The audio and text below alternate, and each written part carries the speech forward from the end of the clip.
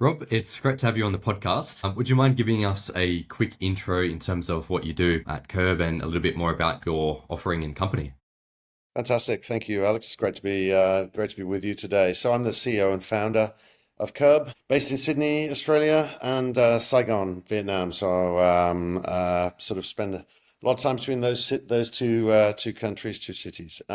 So essentially, Kerb is a smart parking platform. I'm global from day one. We've got a presence on four continents. What does a parking platform do? Two things. For drivers, we're an aggregator that shows you basically where there's available parking in your city, but not necessarily traditional car parks. So we have commercial car parks, but we have churches, we have hotels, we have airports, we have private driveways, all sorts of different things. So if you think about trying to book a hotel in your city without Expedia or Booking.com, that's what it's like trying to find parking, trying to find a needle in a haystack. So Curb essentially is providing visibility and a means for drivers to find, book, access, and pay for driving. The other side of our business, which is our B2B side, which is where our business model is essentially we're a software layer that allows an asset owner, so a landlord or a car park operator, to see exactly what's going on in their car park. How many people are in there today? What's the real-time availability? How much revenue have I generated today, this week, this month? How does that compare to last quarter, etc.? So we work alongside and inside your existing technology stack. So if you've got, boom barriers or whatever you do in your car park, basically we have a IoT device called the Curb Box, which can open any boom barrier anywhere in the world, any roller door, etc. So it connects the car park that's physically connected to the building, but digitally completely disconnected. So we make that digital connection between the car park and the building. Yeah, that's Curb. We're helping. There are 2.5 billion odd vehicles in the world, and we do this for cars, we do it for trucks, we work in all sorts of different environments. So every vehicle needs to park somewhere, and if it needs to go through a security barrier or whatever, then that is what Curb helps with. So that's what we do. Nice, nice. And so when you first launched Kerb, how did you go about acquiring the initial customers and users on the platform and also validating the concept as well? Well, the first customer acquisition was letterbox drops. I've probably personally dropped 250,000, flyers in letterboxes around Australia and Europe and North America, as you do when you're a founder that's hustling. So that was our initial, a little bit of online advertising, Facebook ads, and the usual sort of stuff. But we very quickly pivoted. We realized that business model, that sort of Airbnb for parking, just doesn't scale. And so we pivoted into car parks, went down the track of building building the software for that. But it still took sort of 3 years probably to even get a sense that we were getting close to product market fit, because we didn't have anything really that asset owners or car park owners, were interested in. We were just another parking app for them. So it took for us to get a break in Malaysia, where we actually realized that the barrier to scaling our business, literally and metaphorically, was the barrier in a car park. If we couldn't open that ourselves remotely, then, we didn't have a business. So we worked out how to do that, which most people have still not worked out. And so, yeah, that was the sort of trigger where the business started to grow. And then we got a strategic investment from an airport in Canada. We won a Toyota global smart city competition back in 2021, which gave us some kudos, if you like. It's been like anything, progress is a jagged line. That's certainly been the path. One step forward, two steps back sometimes. But we've now got product market fit, and we're growing at a really healthy clip on four continents. Yeah, excellent, excellent. And in terms of breaking into new markets, what strategies have worked well in doing that? Yeah, so my background is international. I've done business in 40 odd countries, lived and worked all over the world, and speak and write a couple of other languages. So I move very easily around the world. Whereas for many companies and founders, international expansion is a bridge too far. It's just like, how would I launch in Thailand, in Thai, which we did during COVID, or in Azerbaijan, in Azerbaijani, which we also did during COVID. So international expansion, and there's no kind of, every market's different. Every market might look, feel, and smell the same. You say, well, Australia and the UK, they must be pretty similar. They're kind of like cousins, if you like, but no, they're very different. And then when you get into sort of some of the nuances, I mean, even between Canada and the USA, there's some, the USA is probably 5 years behind Canada in terms of, that's what the Canadians tell me anyway, in terms of parking technology. And then on our side of the world, it's, you go to markets like Singapore and Hong Kong, they're a decade or two, ahead. So we've international expansion has come through trial and error, and we've made some mistakes, of course, as you do, along your journey. We are, we've sort of really realized, and now that we've got a product that is becoming really interesting, we've realized that sort of channel partners are a really good way to expand. So we're building out a channel partner network where we're also doing much more inbound marketing through our new website and sort of, all that kind of stuff. So it's been very much trial and error. And I wouldn't say it differs from country to country. Do we need boots on the ground? Some countries, yes. Some countries we don't. Do we need a partner? Definitely, normally in most markets. It depends. I could give you 10 different market entry strategies that we've used in Yeah. different countries, and not all of them have been successful, but yeah. Yeah. Yeah. No, excellent. Excellent. In terms of, I guess, educating your potential clients and customers, even in a new market, and this would tie into those sales strategies and entering the market, but educating your market on your solution and how it benefits them. How have you done that? Again, it's been a jagged line of progress, if you like, because educating people on your solution is, you might not have, for example, a sandbox area that they can, especially with a tech product that they can go into. You might not have explainer videos, and these are all expensive additions to your minimum viable product, if you like.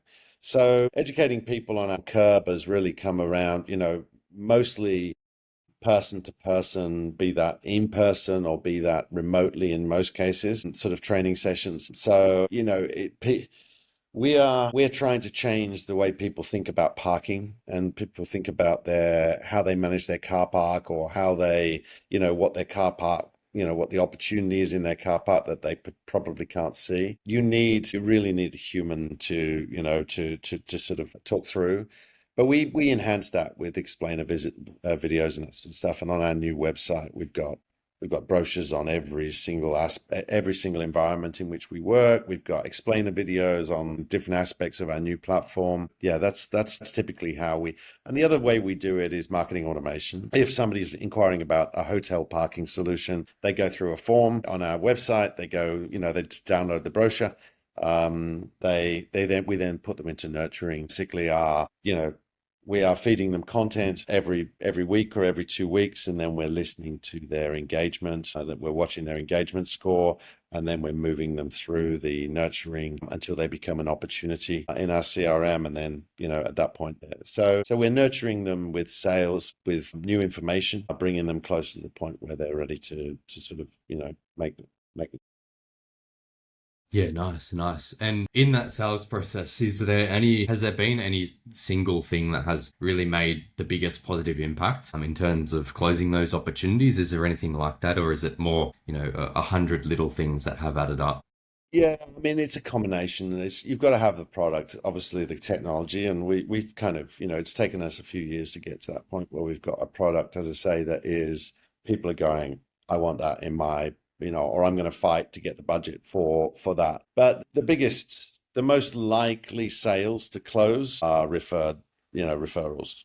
So we'll get a call from somebody saying, one of our channel partners saying, hey, we've got a car park here that needs your solution. Can you speak to Bob Smith? We call Bob, and that's normally a sale that happens the most quickly. Yeah, those are there's referred sales that come through our channel partner network, and then there's earned sales that and sort of we have to nurture for sometimes a long period of time, because it might be that somebody wants a new parking system in their building or whatever, but they haven't got the budget for this annual budget cycle. So it's going to be 18 months or whatever it is before so it depends. It depends on the kind of, and something like an airport, then we're going through a tender process in most cases. Yeah, interesting, interesting. And where do you fit in the market in terms of Curb? Like, is there a lot of competition in your space, or are you really a standout product in the market? So we've got sort of three different competitor groups. So if you think about the pieces of the puzzle. One piece of the puzzle is the commercial car park operators.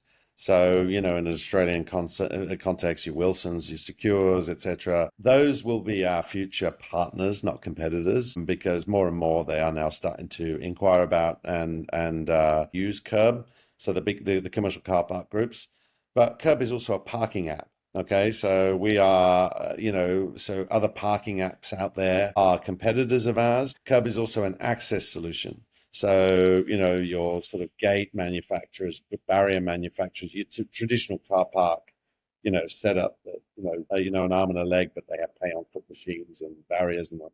They're competitors because we're a competitor to them. We offer a much, much cheaper access solution using their existing boom barriers. So no need to replace the barriers, but you just put our IoT device in. So they're competitors. And then we also see sort of, the RFID access, tap and go, tap to enter, those kind of systems that you see overseas, particularly in Asia. They're a competitor, or they're an alternative solution for automating or semi-automating your car park entry and exit.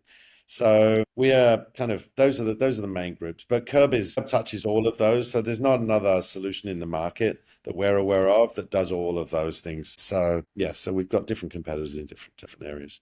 Yeah, great, great. And in terms of your sales process as well, the channel partners, as you said, was one of a big things that you're looking to get more of as well. Why is that going down the channel partner route rather than more of a direct sales route? Or This is obviously more you're doing a efficient. combination. It's far more efficient, Alex, because these are, the first few years we've been knocking on doors, randomly, spray and pray, Yeah.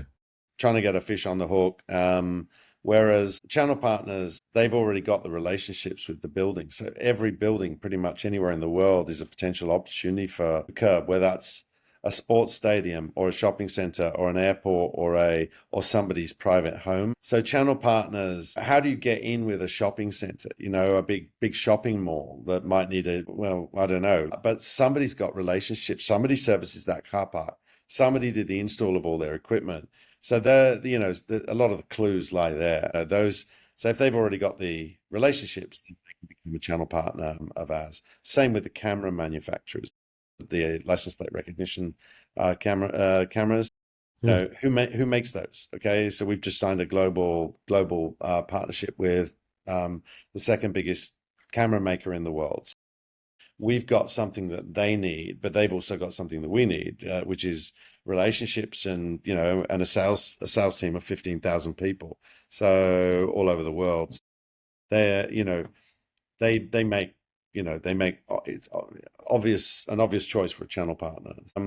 That is by far the most effective way, and that then leads to other, because they might be working with 500 different organizations in their country, and it may be that 25 of those are really interested in Curb. So that makes much it's by far the most efficient way. Yeah, great, great.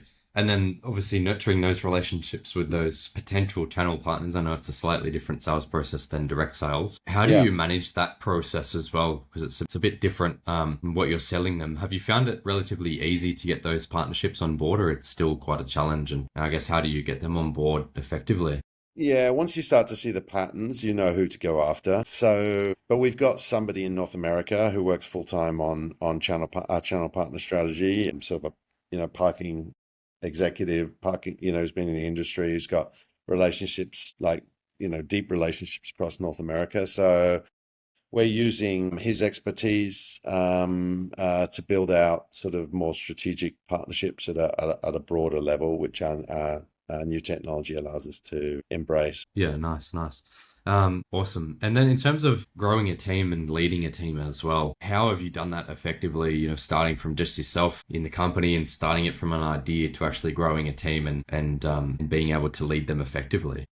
So any successful founders, and I wouldn't put myself in that category yet, but any successful founders will tell you it's all about people, and you get the right people, you've got a really good chance of success. It's not just about people. You need the right technology and your right strategy, etc., go to market approach, but the right people are absolutely, absolute gold. But the wrong people will do a lot of harm to your business. And the biggest mistakes we've made along our journey are with the wrong people in certain key roles. So we are now at a point where the company has got, I believe, the great people. We'll have other people that will come onto the journey, but we've got now the right people building our technology. We've got the right, the technology is, as I say, we're a tech company at the end of the day, not really a parking company.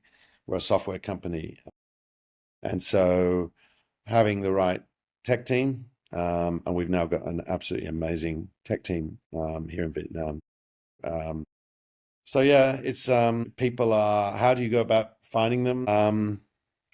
In my previous life, I've literally recruited hundreds of people. And so, you think you're experienced at recruiting and you still make mistakes and you still get people wrong. So yeah, there are a lot of expensive mistakes there, and scars, but people are everything, and the right people will transform your business. But as I say, the wrong people will not. So yeah, For we'll do the sure. opposite rather.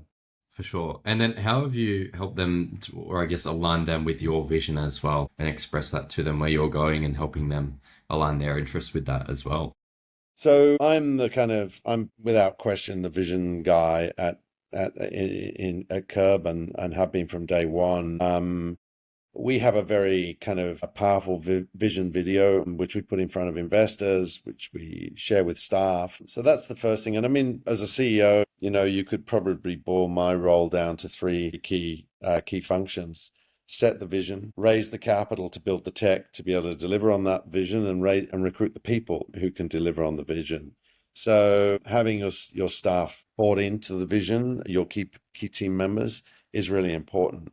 And one of the things that we found, along our journey, particularly in the early years, that we had a divergence of, vision in terms of where the tech leadership sort of wanted to take it, or what they wanted to build, versus the vision that I'd set that investors were investing in. So, we've now got full alignment on that vision, but the vision is very clear, and it hasn't changed. In the last 5 6 years, we've been absolutely resolute on that vision, and that's what people are buying into and investing in. Yeah, great. No, I like that. And if you were to, I guess, start over the company again from scratch, knowing what you know now, what would you change or keep the same? Is there any key things there that you do differently? I would have the tech leadership that I've got today. Definitely. I There's not much, Alex, that I would actually change, because you can't get to product market fit without a knife fight. You've got to go through the knife fight, through the jungle, the fight. There's just no shortcut, And even ChatGPT, when people saw it, they went, "Oh my God!" But that they've been working on that for 7 years. And there's a reason it was called GPT-4, not what GPT, 0 or GPT-1. So there's no shortcut to product market fit. You have to go through the trial and error. And what I know today, we went global from day one, and so many people said, "You're crazy, Rob. You should not, like, that's just like flies in the face of all the best business advice." Well, the best business advice would have told me to double down on Sydney, okay, and try and win Sydney, and then 5 years later go to Melbourne, and then 5 years later go or 2 years later go to Brisbane. But I've seen that people try that, and there was none of them have shown me that that is the way to do it. Like, because none of them have succeeded in that strategy. So, and my strength, one of the things I brought to the table was deep international experience, whereby we could go into markets and try and launch in Thailand and see how that goes. Steer clear of China, for example, because I've done too much business up there. We're never going to succeed up there. We just can never win that market. So I don't think I would have done anything different. I went broad. I went global from day one. We were much more thinly spread. It hurt our revenue, but it got us a Canadian airport to invest. It got us two Mexican billionaires to invest. It's allowed us to discover certain markets in the developing world that are just completely green fields where we've got no competitors, and we've got landlords and property developers queuing up to work with us. Yes, it's costs, and it's taken us longer, to hit those revenue milestones that some companies hit sooner. But it's given us now knowledge that our competitors don't have, our North American competitors don't have, our Australia, New Zealand competitors don't have, because we've understood what the world of parking and our partners want, because they've told us, they've written it all down, and so yeah. So there's very little I would change other than having the tech team that I have Yeah. today. But again, they don't come knocking on your door. I mean, well, I get approached 10 times a week, probably on LinkedIn, by people offering me tech services, and we've got a team, in this part of the world or that part of the world that can build your tech. You've got to get in front of these people, and you've got to work with them first. And, I'm up in Vietnam every month, and I managed to find, through a random introduction at a cocktail party, the person who heads up the company that is now building our tech and doing an amazing job. So, yeah. Yeah, nice. Yeah, yeah. I heard a similar thing the other day as well. Just meeting people at a restaurant, and then they become the head of engineering at your company. I've heard some funny Yeah. stories, so Yeah. you never know Yeah. who you're around. Yeah. In terms of, obviously revenue growth, there's obviously two sides to it: is getting new customers on board, and then there's also keeping customers and making them worth more. Yeah. What sort of strategies have made a big role in keeping customers and making them worth more as well, and using your platform more and more So, consistently?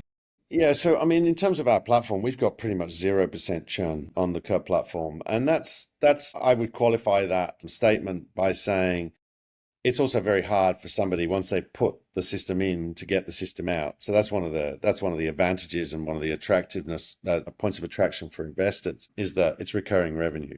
People park in the same place. They're creatures of habit. They park, car parks get quickly addicted to much more affordable solution, a solution that's, gets them off the kind of the crack cocaine, or the addiction was the legacy parking equipment. So in terms of churn, that's not an issue for us. It's an issue for drivers, because if drivers download the Curb app, we have an app version and an appless version these days. If they download the Curb app and there aren't enough parking spaces on there, they're not going to go. It's like the old days of Uber, when you had to wait, 15 minutes for a car because there were just no cars in the area. Oh, I might as well get a taxi, go back to taxis or whatever. But from a revenue growth perspective, the thing that's held us back is our tech. There's no question. So we've got parking groups that have, the parking groups in Australia that have said to us, we will put all of our 30 or 60 or 100 car parks onto Curb if you can give us these features. These are the features that we want. But those features, you can't just wave a magic wand and build them. It's sort of, our tech has held us back, for sure. But our new tech, which we're about to launch, will allow us one-to-many kind of integrations with, we've got an opportunity here in Vietnam, which is, 450 sort of condominiums, so residential towers. Yeah, We've got an opportunity in the US, which is 2,500 buildings, which one tech integration will give us. We don't have on a current platform, 400 building or 400 partners, or two, let alone 2,500. So the tech is what is the big enabler or the big handbrake, and it's been, or I should say the accelerator or the handbrake. And so for us, the tech has been a restriction for growth, but it's about to be the accelerator for growth on our new Nice. platform. Yeah, That's exciting. Can you yeah, it speak is. It's more? really. You speak more on that, or is it still behind closed doors for now? We've got basically our new platform, Kerb 2.0, which we've been building, for some time now, and that is going live end of March, with our new website going live next in the same month, with our new marketing automation platform, our new CRM, all going live within the space of about 6 weeks. But the 2.0 is a sort of be a 15-month rollout, and we've got 8, 9 phases of it. But that is going to put Kerb head and shoulders above anything else that is out in the market. So Amazing. it's been a painful, long journey, but we've now built, and we need to build, Alex, for again what we know now about the world. So I always say when you build a sort of tech.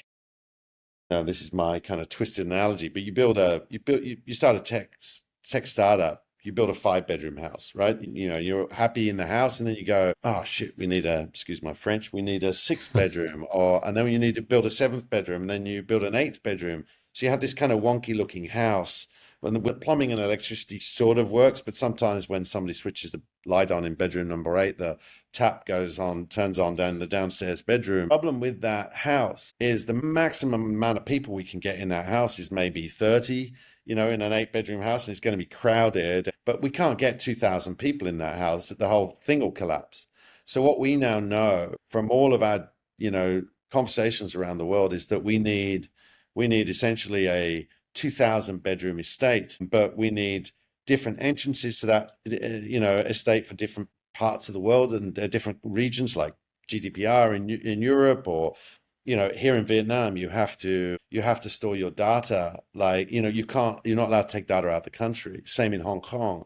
Other countries are moving down that direction. Your data has to be stored in country. The same in Europe. So there are all these, and then you go to, to win a gateway airport like Sydney or Toronto or Dallas Fort Worth, they're not going to put a little parking solution or a little tech startup like Kerb into their all their car parks. I mean, but because it doesn't do all the things they need to do. But us having an investor airport, who we've sat down with and done their gap analysis on what they want, what great looks like for them, we've been able to build that. And so, we'll be able to go after huge gateway airports, that like, LAX and Dallas Fort Worth and, you know, Dubai and, Changi International in Singapore. So those are the kind of, yeah, the tech sort of, our tech needed to to be able to deploy at scale. We need vertical and horizontal integration from our tech. So we need to be able to spin up servers in different parts of the world. We need to be able to, that house, which was built on a monolithic database, which is Kerb 1.0, which we're about to move away from, that needs to be microservices. It needs to be every, different engines, so if we break something in, the booking engine, it doesn't break the whole machine, there we can just fix that piece. So yeah, the tech, and that's why architecture is so critical. And again, going back to, your 5 bedroom house doesn't really have much architecture. It's just a house and looks like any other house. It's special to you at the start, but it's not, it's not gonna work for the world. So yeah, so that's the sort of tech journey that we're on, which is just, but the tech is the unlock. And we've got some, where the last 7 years or whatever haven't been a waste of time, because we've got a pipeline of massive opportunities in places like Saudi Arabia, in North America, in Southeast Asia, that we can now bring onto the new platform, where we couldn't bring them onto because we weren't ready, just didn't have the tech capability, or the team, Interesting. to build the tech. You know, I now know what great looks like in a tech team, which I didn't sort of 10 years ago or 15 years ago or when I've worked in other companies and assembled tech teams. But now I know. Yeah. What Yeah. are those key things in building a really strong tech team that you've learned? I guess the top 3 or 5 lessons that you've learned. You've got to have people who, the problem is that with tech, Alex, from my experience, is, and I'm not a tech person, I'm a digital person. I've got a digital background and digital marketing in particular, but that doesn't give you an understanding of, what's underneath the floorboards, how all the plumbing and electricity works. And, so the problem is, from my experience, has been that people will it's like, Rob, you don't need to worry about the tech. We've got the tech. And what happens then is that because you don't understand, it's very hard to make people accountable when you don't understand what they're actually doing and they haven't documented anything. And which is very, very common in tech startups. You don't have time, to document or comment all your code or all that sort of stuff. But that's bad practice. So good, great, solid tech people are doing that just as they're just everything, is. Nice. Yeah, great. And in terms of AI, is that something that you're looking at integrating into your platform by any means? Or yeah, totally. Yeah. Yeah. Interesting. Yeah. Wow. That sounds very interesting. And what sort of time frame are you looking at that would potentially happen? Is it within the next 5 years or yeah? Yeah. Wow. Very much looking forward to that. And sounds quite exciting because I don't think many people are talking about AI using as a use case in car parking. So very interesting to hear your thoughts on that and the direction. Wrapping up now, if there was one piece of advice that you could give to a founder trying to start a tech business or even scale it, what would that be? Yeah, excellent. Thank you so much, Rob, for coming on today and sharing your insights and experience. It's been, yeah, a pleasure having you on. And where can people find you as well? Fantastic. Thanks heaps, Rob. Appreciate it.